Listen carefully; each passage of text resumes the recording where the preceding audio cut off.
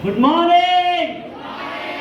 हाँ, क्योंकि पीछे वाले जो है ना आपस में ही गुड मॉर्निंग खेल रहे हैं, इधर ध्यान नहीं होगा।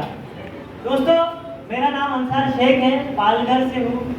यहाँ पे बहुत सारे लोग आए, अपनी अपनी जर्नी बता रहे हैं, तो थोड़ा सा मौका हमें भी मिलता है।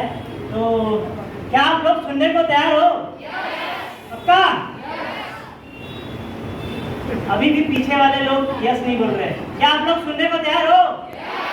हाँ, वो दो मैडम नहीं बोल रही थी यस।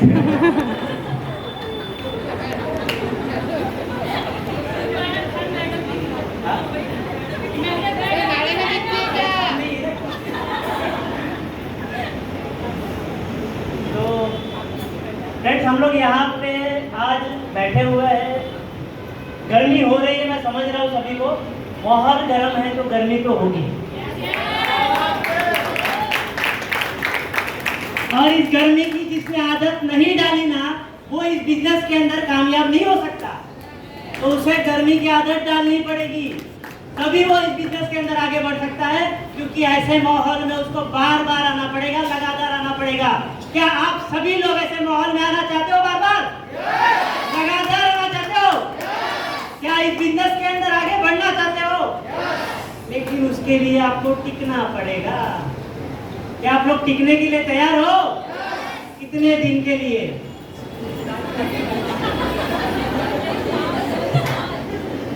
कितने दिन के लिए टिकना चाहते हो? लाइफ टाइम टिकना चाहते हैं एक बंदा, बाकी एक दिन, ऐसा एक महीना, 4-5 लोग हैं लाइफ टाइम, बाकी लोगों का कोई गारंटी नहीं है। ये प्रोग्राम खत्म होने के बाद बाहर जाएंगे, बहुत सारे लोग यहाँ पे नए लोग हैं, बहुत सारे नए हैं कि नहीं? उनको समझ में नहीं आया है किस बात का फेलिसिटेशन हो रहा है, किस बात के लिए यहाँ पे स्टेज पे लोगों को बुलाया जा रहा है, किस बात के लिए यहाँ पे लोगों का सत्कार किया जा रहा है कि नहीं? यहाँ पे हमारे जेंटलमैन, यहाँ पे जितने लोग हैं उसमें सबसे सिंपल और साधारण व्यक्ति है, जिनकी इनकम महीने की 14 लाख से भी ऊपर है, महीने की 14 लाख से भी ऊपर है। एकदम साधारण इंसान मिस्टर इकबाल भाई पटेल सर हमारे बीच में है। उन्होंने अपनी सक्सेस जर्नी बताई, इतनी सिंपल तरीके से बताई, लेकिन लोगों ने उनके लिए दिल खोल के तालियां भी नहीं बजाई।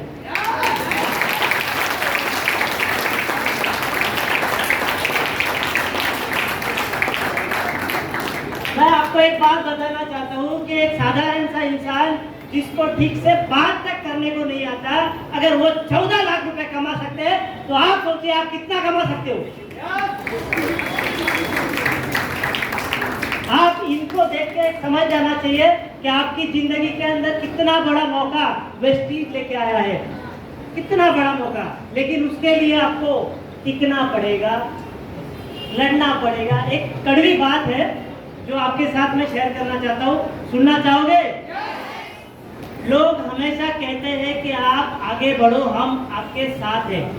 आपके साथ भी बोला होगा किसी लोगों ने, कई लोगों ने बोला होगा ना कि आप आगे बढ़ो, हम आपके साथ हैं। लेकिन दोस्तों, अगर वो साथ में रहते तो संघर्ष करने की जरूरत ही नहीं पड़ती, है कि नहीं? इस बिजनेस के अंदर संघर्ष सिर्फ इतना है कि आपको टिकना है, और दूसरा संघर्ष यह है कि आपको आपके नजदीक के जान पहचान वाले नियर एंड डियर लोगों को आपको इस बिजनेस के अंदर लाना है। क्यों लाना है? अगर आप नहीं लाओगे तो बाहर दुनिया बैठी हुई है, वो किसी ना किसी को कहीं ना कहीं लेके जाएगा कि नहीं?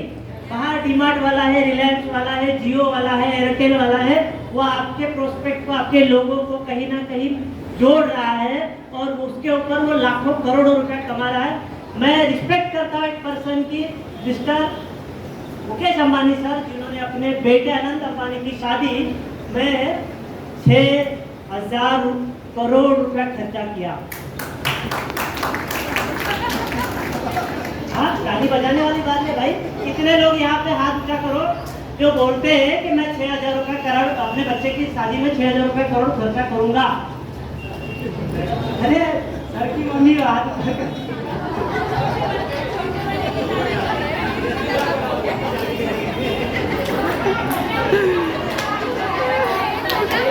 एक बाकी है। दोस्तों देखो, भले वो 6,000 करोड़ ना खर्चा करे, लेकिन हिम्मत तो की। Yes yes. हिम्मत तो की, वो हिम्मत ही नहीं आ पाया है क्या? बाद में बोलने वाले हैं। तो मैं ये बात कहना चाहता हूँ कि मुकेश अंबानी ने अनंत अंबानी की शादी में 6,000 रुपये खर्चा किए हैं। 6,000 करोड़ का 6,000 करोड़ रुपये खर्चा किए हैं। आपको पता है ये 6,000 करोड़ रुपए का उनकी टोटल महीने की इनकम का 1% भी वो खर्चा नहीं है, 1% भी खर्चा नहीं है। लेकिन मैं यहाँ पे इस बिजनेस के अंदर क्यों आया हूँ? मैं इस बिजनेस के अंदर इसलिए आया हूँ कि जब हम लोग इस ट्रेन के अंदर जब चढ़ते हैं ना, लोकल के अंदर, जो मुंबई में रहते हैं ना, वो सहले थे, उन्हें पता है इसकी हालत क्या है। आज हम लोग जितने भी लोग हैं, आज 15 अगस्त था, मैंने अपने टीम के सभी लोगों को बोला था 15 अगस्त के दिन छुट्टी होती है, ट्रेन में भीड़ नहीं होती है, आराम से बैठ के आएंगे। उसका उल्टा हुआ। उनको पूछना कि कितने लोग आराम से आए। ट्रेन में चढ़ने को भी हालत खराब थी, इतनी भीड़ थी छुट्टी के दिन। तो आप सोच सकते हो कि डेली जो रूटीन में डेली ड्यूटी करने वाले लोग, जिनको पता है ट्रेन के अंदर धक्के खाते हुए कैसे सफर करते हैं। मैंने एक बार एक ट्रेन के अंदर जाते जाते एक बात सुनी थी। एक बंदे ने मुझे बताया कि हम लोग जनरल तो एक्सप्रेस ट्रेन चलती है ना, सुपर फास्ट, तो उसके अंदर कोच होता है जनरल, फिर होता है स्लीपर, फिर होता है फर्स्ट क्लास, राइट ना? एसी कोच होता है कि नहीं? हेलो, होता है। एसी कोच होता है। हम लोग अभी तो जो लोग जनरल में जाते हैं ना, अपने गांव में या लंबा सफर करते हैं, उनको स्लीपर में भी जाने के वादे हो जाते हैं। और अभी तो गवर्नमेंट ने और थोड़ा स्ट्रिक्ट कर दिया, भाई वेटिंग वालों को स्लीपर में वैसे भी अलाउड नहीं है कि नहीं? जनरल में धक्के खा रहे, भीड़ में धक्के खा के जा रहे हैं। और एक डिब्बा, मैं स्लीपर की बात नहीं करूँगा, एक डिब्बा जो हमारे ट्रेन के अंदर स्लीपर के बाद लगता है, वो है एसी कोच। एसी कोच पूरी जिंदगी निकल जाती है, सारा सैलरी पगार पे नौकरी करते करते करते करते, लेकिन उस स्लीपर से हम फर्स्ट क्लास में एसी कोच में जा नहीं पाते पूरी जिंदगी में। ये हालात है हमारे। कितने सारे लोग हैं हमारे इस प्रोग्राम के अंदर, इस हॉल के अंदर भी, जो एसी कोच में खाली देखते हैं ग्लास के बाहर से कि अंदर इंसान बैठा हुआ है। दोस्तों, वो भी इंसान है, हम भी इंसान हैं। वो भी काम करता है, हम भी काम करते हैं। बस तरीका इतना है कि उसकी सोच थोड़ी बड़ी है, हमारी सोच थोड़ी छोटी हो गई है। इस सोच को थोड़ा बड़ा करना पड़ेगा, अपनी इनकम को थोड़ा बड़ा करना पड़ेगा, तभी आप ये स्लीपर से एसी कोच में जाओगे। और मैंने इस बिजनेस के अंदर आने के बाद मेरा एक सपना था कि मेरा बेटा है, अभी यहाँ पे आया है, आपने देखा होगा, मेरे साथ खड़ा था यहाँ पे।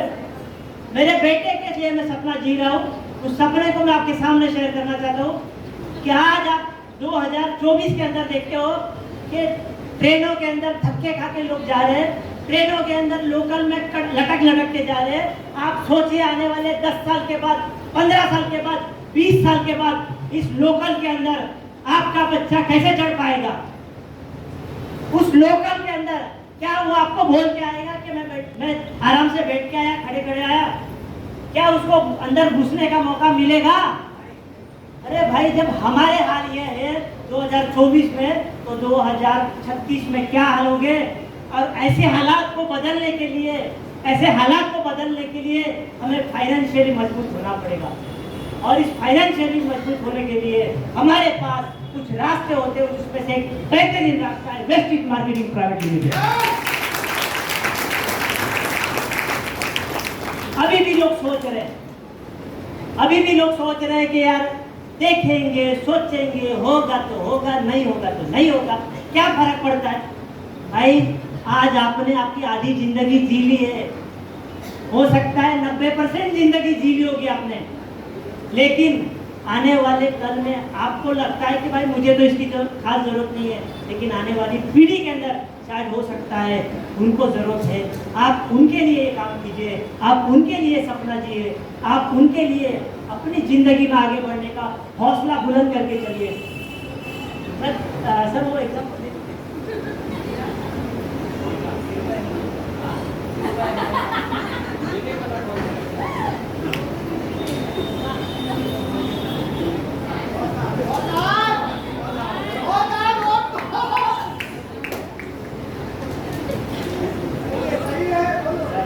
ने मना कर दिया, इसके लिए नहीं बोलूंगा।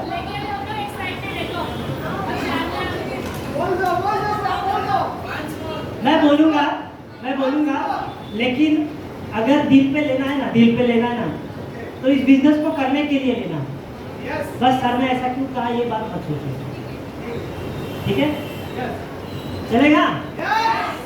यार आपको याद, बाकी लोग भी चलेगा? नाराज तो नहीं होगे? अगर जाना है आज यहाँ से कुछ लेके जाओ, कुछ अच्छी चीज सुन के जाओ, जिंदगी में आगे बढ़ने के लिए कुछ मकसद लेके जाओ। आपने, मैं फिर से अंबानी जी के बारे में बता रहा हूँ। मुकेश अंबानी जी की शादी में बहुत सारे लोग आए, बराबर। अनंत अंबानी की शादी धूमधाम से की गई। मुकेश अंबानी जी के पिता का नाम क्या है? धीरू भाई अंबानी। कितने लोगों को पता है? ये बात बहुत सारे लोग। धीरू भाई अंबानी के पिता का नाम क्या है? कितने लोगों को पता है? पक्का नहीं पता है? पक्का? दोस्तों इसके लिए नहीं पता है क्योंकि धीरू भाई अंबानी जब छोटे थे ना, तो उनके माँ बाप गरीब थे। धीरू भाई अंबानी के माँ बाप गरीब थे। उन्होंने भी आपके जैसी जिंदगी गुजारी, उन्होंने भी एक साधारण इंसान की जैसी जिंदगी गुजारी। उनके भी कोई सपने नहीं थे, उनका भी कोई प्लानिंग नहीं था, वो बस अपनी जिंदगी को काट रहे थे। और इसी बीच में धीरू भाई अंबानी का जन्म होता है। धीरू भाई अंबानी जब अपनी जिंदगी में आगे बढ़ते हैं, 8वीं कक्षा तक पढ़ते हैं, और पढ़ते पढ़ते अपने परिवार के हालात को सुधारने के लिए छोटा मोटा काम करते हैं। ऐसे काम को करते करते एक दिन वो पेट्रोल पंप पे अपना काम करते रहते और वहां पे एक सपना लेते कि ये पेट्रोल पंप पे आज मैं काम कर रहा हूँ, एक दिन ऐसा वक्त आएगा कि ऐसा खुद का एक पेट्रोल पंप मैं खुद बनाऊंगा। ये सपना किसने लिया? किसने लिया? धीरू भाई अंबानी ने लिया। उनके पिताजी ने लिया था क्या? उनके पिताजी ने नहीं लिया। इसके लिए उनको कोई नहीं जानता है। धीरू भाई अंबानी जी ने वो सपना लिया, उसको जिया, उसको पूरा किया और 100 करोड़ रुपए की संपत्ति अपने परिवार के लिए छोड़ के गए। कितना? शायद सर उससे ज्यादा होगी। 100 करोड़। 100 करोड़ में ही गए लोग। 100 करोड़ की संपत्ति लोग लेके छोड़ के गए। और आज आपको मैं बता दूं, आप जाके देख लेना, धीरू भाई अंबानी की आने वाली 10 पीढ़ियां बैठ के खाएंगी, इतना पैसा उनके पास है। मैं उसमें से कुछ वर्ड ओढ़ दे रहा हूं, नहीं बोलूंगा, बस खबर करें। सर मैं एक ही मैसेज देना चाहता हूँ कि धीरू भाई अंबानी ने अपनी जिंदगी अपने परिवार के लिए, अपने भविष्य के लिए मतलब निछावर कर दी। एक धीरू भाई इंसान अपनी जिंदगी की आने वाली 10 पीढ़ियों के नस्लें बदल सकता है। तो क्या एक आप और हम मिलके हमारे आने वाली 2-4 पीढ़ियों की जिंदगी नहीं बदल सकते? Yes yes. बदल सकते हैं नहीं? यस। तो ये सही मौका है, ये सही प्लेटफॉर्म है, सही रास्ता है। बस आपको लगातार लगन से लगे रहना पड़ेगा। Thank you very much.